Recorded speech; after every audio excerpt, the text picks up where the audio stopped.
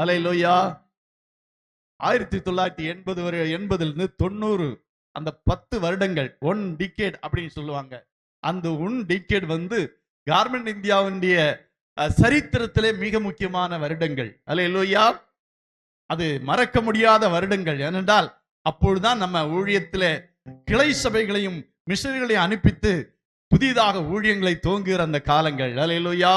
நம்ம மூணார், இன்னும் ஆந்திரா, ரேணிகுண்டா, சென்னையிலே சில பகுதியிலிருந்தெல்லாம் நம்ம ரட்சிக்கப்பட்ட வாலிபர்களை வரவழைத்து அவர்களுக்கு ஊழிய பயிற்சி ஒரே வாரம் தான், 1 வீக் தங்க வைப்பான். காங்கேயம்பாளையம் தான். அந்த காங்கேயம்பாளையத்தை மறக்கவே முடியாது. அதிலே அவர்கள் தங்கி இருப்பார்கள். அவர்களுக்கு உணவு, உடை, உறவு எல்லாம் கொடுத்து அங்க தங்க வச்சு அவங்களுக்கு நல்ல ட்ரைனிங் கொடுத்து 1 வீக் தான். அந்த 1 வீக்கு பிறகு அவங்க போய் சர்ச்சை நடத்தணும், சபை நடத்தணும். அந்த அளவுக்கு அவங்கள பில்டப் பண்ணி அனுப்பி ஏராளமான ஊழியர்களை எழுப்பினோம், ஏராளமான சபைகளை எழுப்பினோம்.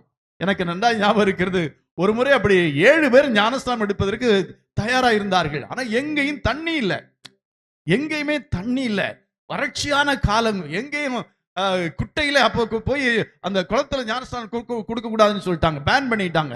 என்ன செய்யறது, எங்கேயும் தண்ணி இல்லை, என்ன ஆண்டவரே அப்படின்னு நாங்க ஜெபித்துட்டே இருந்தோம். அன்னைக்கு இரவுல, ஆண்டவரே நாளைக்கு 7 பேர் ஞானஸ்தானம் எடுக்க தயாரா இருக்கிறாங்க, அவங்க ஞானஸ்தானம் பெறணும், அவங்கள பில்டப் பண்ணணும், அவங்கள ஊழியத்தில் ஏற்படுத்தணும், என்ன ஆண்டவரே செய்யறது ஜெபித்து கொண்டிருந்தோம். அல்லேலூயா. ஜெபித்த சில மணி நேரங்கள்ல காங்கேயம்பாளையம் பள்ளத்துல தண்ணி வந்துச்சு பாருங்க. எங்கேயோ பெய்த மழை, இங்க சூழலில மழையே பெய்யல, மழைக்கு அறிகுறியே இல்லை.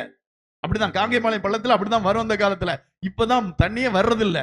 அந்த காலத்துல அதெல்லாம் எங்களுக்கு ரொம்ப விளையாட்டா இருந்தது. தண்ணி வரும், வாகனங்கள் போகாது, வாகனங்கள் எடுத்துட்டு போயிடும், அதையெல்லாம் காப்பாத்தி விடுற நைட்டு பெரிய இன்ட்ரெஸ்டிங்கா இருக்கும்.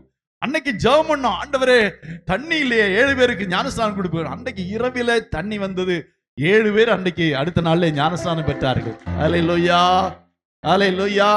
அப்படியாக தேவன் நம்முடைய ஊழியங்களை எல்லாம் ஆசீர்வதித்தார். ஏராளமான வாலிபர்களை ஊழியத்தில் ஏற்படுத்தும்படியாக கர்த்தர் உதவி செய்தார். அல்லேலூயா. சுமார் 35 வருடங்களுக்கு முன்பதாக கோயம்புத்தூர்ல ஈவினிங் காலேஜ் ஃபார் இவாஞ்சலிசம் என்ற ஒரு மாலை நேர வேதாம கல்லூரி ஏற்படுத்தி இருந்தோம். அல்லேலூயா.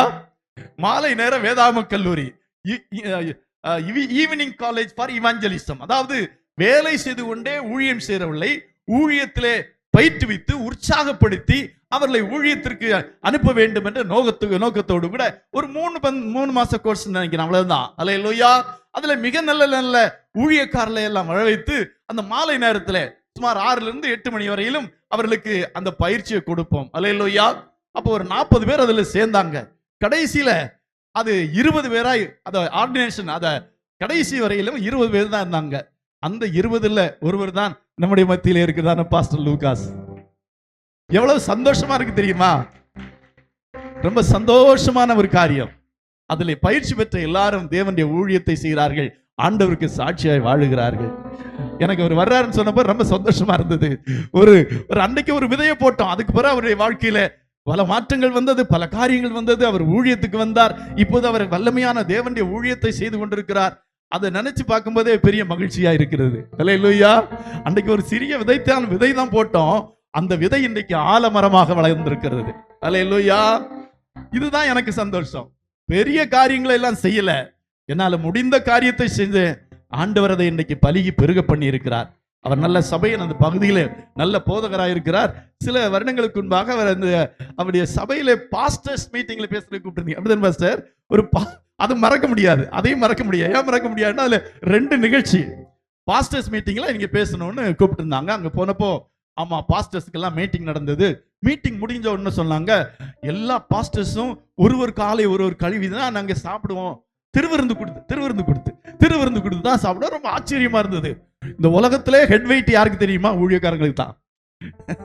ஆனா அவங்க ஒருத்தர் காலை கழுவி அவங்க திருவிருந்து பங்கு பெற்றது ரொம்ப ஆச்சரியமா இருந்தது. அது எனக்கு ரொம்ப பிடிச்சது.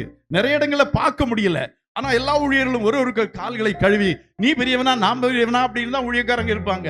ஆனா ஒருவர் காலை ஒருவர் கழுவி அந்த திருவிருந்திலே பங்கு பெற்றது எனக்கு ரொம்ப மகிழ்ச்சியா இருந்துச்சு. அல்லேலூயா, அல்லேலூயா. அதுல ஒரு சின்ன என்ன இருக்குங்க, ஹை ட்விஸ்ட், அதுல ஒரு ட்விஸ்ட் என்னன்னா, அவங்க அனௌன்ஸ் பண்ணாங்க இப்ப எல்லாரும் ஒருத்தருக்கு ஒரு கால் கழுவிட்டு வந்து சாப்பிடலாம் பாஸ்டர், திருவிருந்து எடுத்துக்கலாம் பாஸ்டர் அப்படின்னு சொன்னாங்க. அப்போ என்கிட்ட பாஸ்டர் தான் வந்தாங்களா, இன்னொரு பாஸ்டர் தெரியல, வாங்க பாஸ்டர் நாம கால் கழுவிக்கலாம்னாரு இன்னொரு பாஸ்டர். நான் சொன்னேன், எனக்கு ஒரு ஆள் இருக்கு கால் கழுவுறதுக்கு அப்படின்னு சொல்லி, எனக்கு கார் ஓட்டர் ரஞ்சித் வந்திருந்தா. ரஞ்சித்தை கூப்பிட்டு உட்கார வச்சு, பாஸ்டர் ஞாபகம் இருக்கா பாஸ்டர், ரஞ்சித்தை கூப்பிட்டு உட்கார வச்சு அவனுடைய கால்களை கழுவினேன். எனக்கு மறக்க முடியாது அந்த 2 நிகழ்ச்சி. ஒன்னு ஊழியக்காரங்க கால்களை கழுவுறது, இன்னும் என்னுடைய சபார்டினேட் எனக்கு வண்டி ஓட்ட வந்த என்ன சொல்றது, அவனுடைய காலை கழுவுவது எனக்கு சந்தோஷமா இருந்தது. இப்படியாக நாம் தேவனை வெளிப்படுத்த வேண்டும். அல்லேலூயா. அந்த தருணத்தை எனக்கு பாஸ்டர் கொடுத்தாங்க, ரொம்ப சந்தோஷம். அல்லேலூயா, அல்லேலூயா.